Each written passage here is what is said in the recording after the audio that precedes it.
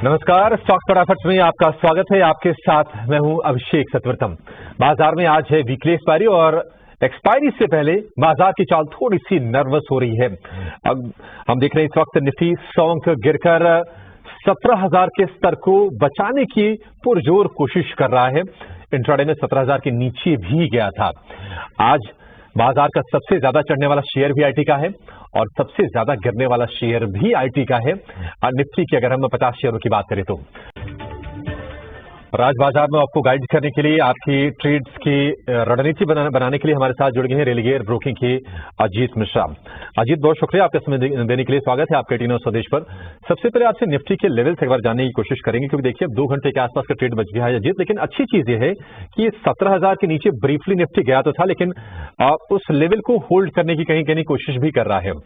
Nifty bank हम देख रहे हैं कि वहां पर कमजोरी ज्यादा है। अगर वहां से थोड़ा सपोर्ट आता है तो शायद हम 17,100 की तरफ भी अटेम्प्ट कर सकते हैं। लेकिन आप ये बताइए कि आपको क्या रेंज दिख रही है आखिरी के 2 घंटे के लिए और आप ट्रेड क्या सुझाएंगे?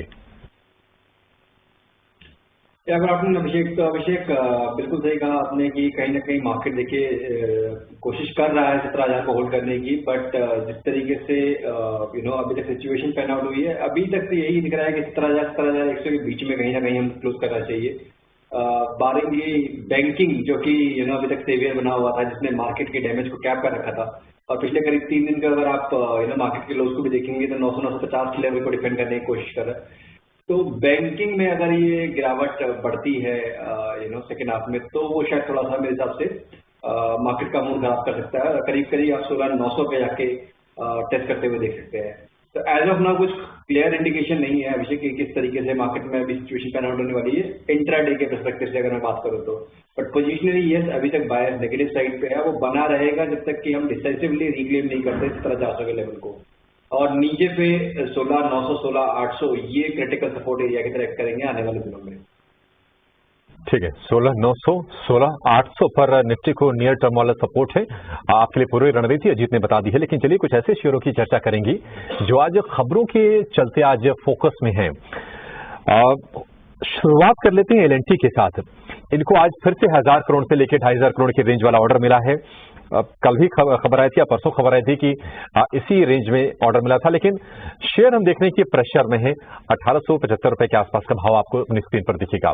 हमने देखा था कि 2,000 रुपए के आसपास तक पहुंचा था शेयर, वहां से फिर से थोड़ी सी नीचे फिसला है ये एलएनटी। अजीत, आपको इसके स्ट्रक्चर कैसे लग रहे हैं? आज तो कमजोरी है, लेकिन आपको लगता है कि अगर किसी को थोड़ा सा पोजिशनल व्यू रखना है तो सही भाव पर शेयर है अभी? बिल्कुल अभिषेक, देखिए मेरे हिसाब से बहुत कम स्टॉक्स अभी रह गए हैं निफ्टी 50 बास्केट में जहां पर कि स्ट्रक्चर काफी स्ट्रॉन्ग लग रहा है, और एलएनटी उनमें से एक है। देखिए जब तक ये 1,800 के ऊपर है तब तक आपको बाय ऑन डिप में इसमें मेंटेन करना है। अगर आप पोजिशनली देख रहे हैं तो करंट लेवल पे बाय कर सकते हैं, बिल्कुल कर सकते हैं। स्टॉप लॉस आपका 1,800 पे रहेगा, और जो नेक्स्ट सपोर्ट आ रहा है करीब 1558 के अराउंड 1560, तो अगर थोड़ा वेट करना चाहते हैं तो वो भी कर सकते हैं। बट 1,800 का स्टॉप लॉस मेंटेन करना है। उसके नीचे जो ये पॉजिटिविटी है जो स्ट्रक्चर की, वो चली जाएगी, फिर रेंज बाउंड चला जाएगा। ऊपर पे अगर बात करें तो 1980 से लेकर 2020 ये एरिया मेरे हिसाब से फर्स्ट एरिया ऑफ रेजिस्टेंस रहेगा। उसके बियॉन्ड में जाने की पोटेंशियल है, बट फॉर टाइमिंग ये टारगेट करेंगे आपके। ठीक है, 1,800 का स्टॉप लॉस आप ध्यान रखिएगा एलएनटी के लिए। लेकिन टीसीएस ने आज माइक्रोसॉफ्ट के साथ करार किया है और ऑटोमेशन सॉल्यूशंस के लिए करार किया है। अब तमाम आईटी कंपनियां हैं, अब वो कोशिश करते हैं कि ऑटोमेशन या फिर क्लाउड जो न्यू बिजनेसेस हैं आईटी सेगमेंट्स के, वहां पर अपना फोकस बढ़ा रही हैं और अच्छे करार भी कर रही हैं। हालांकि टीसीएस आप देखिए आज कमजोरी के साथ ही ट्रेड कर रहा है। कल हमने थोड़ी सी रिकवरी शेयर में देखी थी नतीजों के बाद वाला, लेकिन अच्छी चीज ये है कि 3,000 को ये रेस्पेक्ट कर रहा है, 3,000 रुपये वाले लेवल को। आज इन्फोसिस के नतीजों पर भी नजर होगी, उसका अनुमान थोड़ी देर में आपके सामने लेकर आएंगे। लेकिन टीसीएस में आप ये बताइए अजीत, इसमें आप क्या ट्रेड सुझाएंगे? कुछ हाल पर बेचेंगे या फिर नीचे अगर थोड़ा और आता है तो लेने का मौका होगा? देखिए यहाँ पे मुझे लगता है अभिषेक की थोड़ा रिस्पाइट की पॉसिबिलिटी है, रिस्पाइट थोड़ा एक्सटेंड करे, बट वो बहुत ग्रेजुअल होगा मूव। जिस तरीके से अभी तक मल्टीपल एवरेजेस का रेजिस्टेंस हम देख रहे हैं करीब 3150, 3230, मतलब 3300 तक आप मान के चलिए कि करीब हर 150 पॉइंट पे आपको रेजिस्टेंस फेस करने को पड़ेगा। पॉजिटिव चीज ये रही अभिषेक कि जुलाई में जो आपने लो बनाया था उसको रीटेस्ट करने के बाद आपने ज्यादा टाइम नहीं लगाया उन लेवल्स के नीचे और आपने जल्दी से रिक्लेम कर लिया। अनलाइक विप्रो जहाँ पे कि आज काफी शार्प कट के साथ देख रहे हैं हम ट्रेड करते हुए, तो मुझे लगता है कि आईटी मेजर्स में एचसीएल टेक्नोलॉजी फर्स्ट प्लेस पे जो अभी तक रिजल्ट के हिसाब से शॉर्ट टर्म में इस तरीके से एक्शन दिख रहा है, और सेकंड पे मेरे हिसाब से टीसीएस। इन्फोसिस के नंबर्स आएंगे उसके बाद पता रहेगा किस तरीके की चाल होती है, बट डेफिनेटली टीसीएस में पोटेंशियल है कि ग्रेजुअल एक रिबाउंड देखने को मिले जो कि स्टॉक को करीब 32 से 50 से 3300 तक लेके जाए। ये व्यू नेगेट हो जाएगा अगर इस स्टॉक ने 2980 के नीचे क्लोज ले लिया तो। ठीक है, टीसीएस और इसके अलावा इन्फोसिस भी। लेकिन चलिए अजीत, लगे हाथ जान ही लेते हैं कि इन्फोसिस के नतीजे आएंगे कैसे। दूसरी तिमाही के नतीजे मुनाफे में हम 10% के आसपास की ग्रोथ देखेंगे, लेकिन मार्जिन पर थोड़ा सा प्रेशर बरकरार रह सकता है और मार्जिन वाली चिंता के चलते ही आईटी कंपनियों को लेकर नेगेटिविटी थोड़ी सी बढ़ी है। आगे बढ़ने से पहले अब थोड़ी देर में हम जानेंगे अजीत से उनके 2 घंटे के 2 दमदार ट्रेड्स, लेकिन एक राय अजीत आपसे लेंगे एसबीआई के स्टॉक पर। देखिए करीब 580 रुपए के आसपास तक भाव गया था, वहां से शेयर अब तकरीबन 50-55 रुपए सस्ता मिल रहा है। 522 का भाव है, आज 2% से ज्यादा कमजोरी है और इंडेक्स पर प्रेशर बनाने में इसका भी हाथ है। एसबीआई आपको अभी कैसा लग रहा है अजीत, और क्या कोई कॉन्ट्रा बेट आप लेंगे? क्योंकि आप देखिए बैंकिंग को लेकर, फाइनेंशियल को लेकर व्यू अभी नेगेटिव नहीं हुआ है। अभी चौतरफा जो बयान आते हैं लोगों के, वो कहीं ना कहीं उत्साह बढ़ाने वाले ही हैं। एसबीआई कॉन्ट्रा बेट लेंगे यहाँ पे? बिल्कुल अभिषेक, देखिए अटेम्प्ट करना चाहिए, क्योंकि अगर मैं जैसे अभी बात कर रहे थे थोड़ी देर पहले कि अभी तक बैंकिंग जो था, जो कि मार्केट को डैमेज को कैप कर रखा था, बावजूद इसके कि यूएस मार्केट में नए लोज बन रहे हैं, तो इतनी जल्दी मेरे हिसाब से व्यू चेंज कर देना बहुत ठीक नहीं होगा, कंसिडरिंग कि आईसीआईसीआई और एसबीआई जो कि टॉप लीडर्स रहे हैं with in the banking pack, जहां पे हमने नए रिकॉर्ड हाई बनते हुए देखे हैं। तो ये चीजें देखते हुए डेफिनेटली आपको अटेम्प्ट करना चाहिए कि टॉप जो गेनर्स हैं उनको अगर इन्वेस्टमेंट मिल रही है तो आप उसको बाय के लिए ही देखें। 500-510 का जो जोन है ये काफी ज्यादा सपोर्ट एरिया है फॉर दी एसबीआई, तो एक contrarian bet, but in the cash segment आप उसको फ्यूचर्स में ना ट्रेड करें, बिकॉज अभी अर्निंग की वजह से वोलेटिलिटी है, गैप अप गैप डाउन वैसे भी यूएस मार्केट की वजह से हो रहा है, तो कैश में definitely you can accumulate in this range, और 490 का एक स्टॉप लॉस मेंटेन करें। 540 के ऊपर दोबारा से आप देखेंगे इसमें मोमेंटम रीगेन करते हुए, जो कि स्टॉक को लेके जाएगा नए हाई पे। ठीक है, एसबीआई को लेकर ये भी। एसबीआई समेत निफ्टी बैंक में 11 शेयर ऐसे हैं जो आज कमजोरी के साथ कारोबार कर रहे हैं, और सिर्फ एक शेयर है जहां पर आज आपको हरियाली दिखेगी। बाजार की स्थिति थोड़ी सी और कमजोर हुई है। अब सिर्फ फार्मा एक ऐसा इंडेक्स है जहां पर ग्रीन टेरिटरी में आपको कारोबार होता हुआ दिखेगा, वो भी बहुत ही मामूली सी गेन से 0.12% के। इसके अलावा सभी के सभी सेक्टर इंडेक्स आज कमजोर हैं, और इस कमजोरी को लीड कर रहा है पीएसयू बैंकों का खेमा, और उसकी अगुवाई कर रहा है एसबीआई। बाजार इस वक्त हम देख रहे हैं कि 17,000 के नीचे ट्रेड कर रहा है, और निफ्टी बैंक की जो कमजोरी है वह है 550 अंकों के आसपास की। लेकिन आपको हम ट्रेड के मौके जरूर बताएंगे कहां पर आपको फायदा हो सकता है।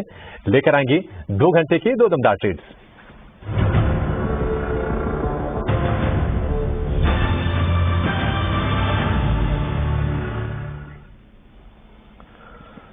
अजीत बताइए कहां पर मौके बन रहे हैं और क्या ट्रेड करने की सलाह देंगे? बाय की कॉल है या फिर सेल की? देखिए भैया, जैसे हम बात कर रहे हैं कि मार्केट में कहीं ना कहीं कंसोलिडेशन का ही मूड है, अभी तक क्लियर डायरेक्शन नहीं है, तो इसके लिए बाय और शॉर्ट दोनों साइड के आपने पोजीशन मेंटेन करनी चाहिए।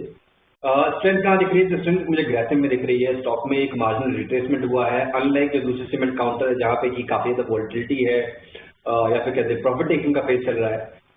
ग्रेसिव में काफी ज्यादा स्टेबिलिटी बनी है। ऑपरेट जो इसमें 1600 लेवल के अराउंड पे बेस फॉर्मेशन किया है, और अब एक रिकवरी देखने को मिल रही है। तो मुझे लगता है कि 16 से 25 के स्टॉप लॉस के साथ यहाँ पे आप लॉन्ग पोजीशन बना सकते हैं 1740 तक के टारगेट्स के लिए। वहीं पे आज जिस तरीके से हम देख रहे हैं कि पीएसयू बैंक में थोड़ा प्रॉफिट टेकिंग भी है, तो बिल्कुल शॉर्ट टर्म के हिसाब से आप कैन बैंक को शॉर्ट कर सकते हैं 250 तक के टारगेट्स के लिए 224 के स्टॉप लॉस के साथ। ये 2 स्टॉक आपके लिए अजीत की तरफ से ट्रेड के लिहाज से। लेकिन हम देख रहे हैं कि ऑटो पैक में थोड़ा एक इंटरेस्टिंग एक आज ट्रेंड देखने को मिला है, और बाजार के इस साल में 70% चल गया है टीवीएस मोटर का शेयर। उसके मुकाबले ऑलमोस्ट उसी लेवल पर है जहां पर साल की शुरुआत हुई थी हीरो मोटर की, वहीं पर शेयर है। आपको किस कंपनी के चार्ट बेहतर लग रहे हैं और अगर किसी को अगर चुनना हो तो आप क्या चुनेंगे?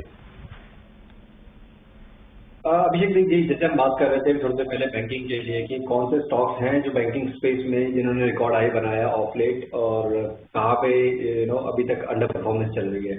तो same goes for auto space में भी, जहाँ पे कि हमने देखा कि बहुत सारे स्टॉक, चाहे वो M&M हो, चाहे वो आयशर हो, चाहे वो TVS हो, इन्होंने अपने रिकॉर्ड हाइज बनाए, फ्रेश रिकॉर्ड हाइज बनाए। बाकी जाके बहुत सारे स्टॉक हैं जो कि सेकंड रैंक पे या फिर अभी भी लगाड़ है। तो डेफिनेटली आपको लीडर के साथ ही रहना चाहिए, क्योंकि मार्केट में जब भी आप देखेंगे मोमेंटम रीगेन करेगा तो जो स्ट्रांग है वो और स्ट्रांग होंगे। तो TVS में बने रहना चाहिए। और हीरो मोटो को मैं एक और चीज में ऐड करना चाहता हूँ कि ना ही केवल इस साल का अभिषेक, बल्कि पिछले करीब 5-6 सालों के जो लेवल्स थे वहीं पे ही अभी ये है। तो करीब 2016 में भी इन्हीं लेवल्स पे ही था जहाँ पे ये आज ट्रेड कर रहा है।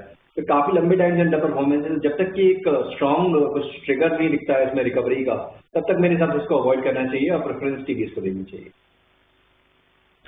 ठीक है, ऑटो स्पेस में अजीत का ये थी, लेकिन चलिए कुछ ऐसे और स्टॉक पर चर्चा करेंगे जहां पर आज थोड़ा सा नेगेटिव एक्शन देख रहे हैं। हम देख रहे हैं कि L&T जैसा स्टॉक कमजोर है, हालांकि वहां पर अच्छे ऑर्डर्स निकल के आ रहे हैं। SBI की चर्चा हमने की, 2% के आसपास की कमजोरी वहां पर है। विप्रो अपनी कमजोरी से उबर नहीं पा रहा है, 7% की जो गिरावट थी, अभी भी गिरावट वो 7% के आसपास की है। और इंटरेस्टिंगली सेंसेक्स में सबसे ज्यादा चढ़ने वाला शेयर भी IT का है, सबसे ज्यादा गिरने वाला शेयर भी IT का ही है। लेकिन axis bank, HDFC bank, ICICI bank, ये जो 3 दिग्गज बैंक है प्राइवेट बैंकिंग स्पेस से, ये कहीं न कहीं बाजार पर और निफ्टी बैंक पर प्रेशर बनाए काम कर रहे हैं। इन तीनों बैंकों की अगर बात करें अगर अजीत, तो क्या अभी भी आपको कहीं शॉर्टिंग की अपॉर्चुनिटी नजर आ रही क्या, या फिर अब थोड़ा सा ब्रेक लगना चाहिए? देखिए, HDFC बैंक में अभी भी मुझे लग रहा है कि यहाँ प्रेशर बना रहेगा। बिकॉज एक तो सबसे बड़ी बात अंडर परफॉर्मेंस चल रही है विद इन द सेक्टर। दूसरा, आप अपने लॉन्ग टर्म एवरेजेस के नीचे ट्रेड कर रहे हैं। रिकवरी के अगेंस्ट के अटेम्प्ट हो रहे हैं, बट उसको रिक्लेम करके सस्टेन नहीं कर पा रहे हैं मूव्स को। तो कहीं ना कहीं शॉर्ट टर्म में मुझे लगता है कि HDFC बैंक प्रेशर बना रहेगा। दोबारा से आप करीब 1350, 1325 तक के लेवल देखने को मिल सकते हैं। तो यहाँ पे थ्रू पुट ऑप्शन या फिर एक बेयर पुट स्प्रेड, उसके थ्रू आप जा सकते हैं, जहाँ पे कि आप 1400 वाली पुट को बाय करें, 1300 वाली को शॉर्ट कर दें। इस तरीके की स्ट्रैटेजीज बना के इसको आप नेगेटिव साइड के लिए प्ले कर सकते हैं।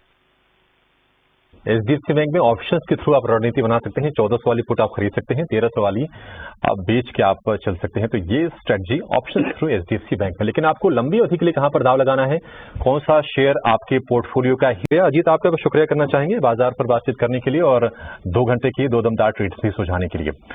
लेकिन क्लोजिंग कॉल के लिए स्टूडियो हमारे साथ जुड़ गए हमारे सहयोगी